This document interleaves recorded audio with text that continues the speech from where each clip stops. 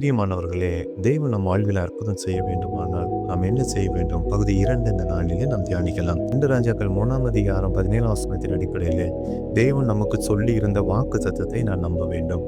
அதாவது சந்தேகப்படாமல், பயப்படாமல், பரிசுத்தமாய் வாழ்ந்து நாம் ஆண்டோடைய வார்த்தையை நம்ப வேண்டும். ஏனென்று சொன்னால், தேவன் நமக்கு வாக்குத்தத்தம் கொடுக்கும்போதும் அதற்கு பின்பும் சூழ்நிலை நம்பத்தக்கதாக இருக்காது.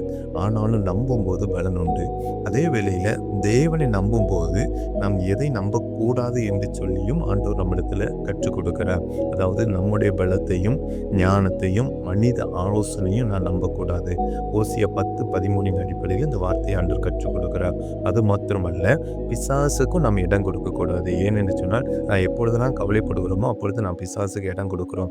ஆகவே இப்படிப்பட்ட வார்த்தைக்கு கீழ்ப்படிவோம் என்று சொன்னால், நம்புவோம் என்று சொன்னால், நிச்சயமாக கர்த்தர் நம்முடைய வாழ்வில் அற்புதம் செய்வார். கர்த்தர் உங்களை ஆசீர்வதிப்பாராக. ஆமென்.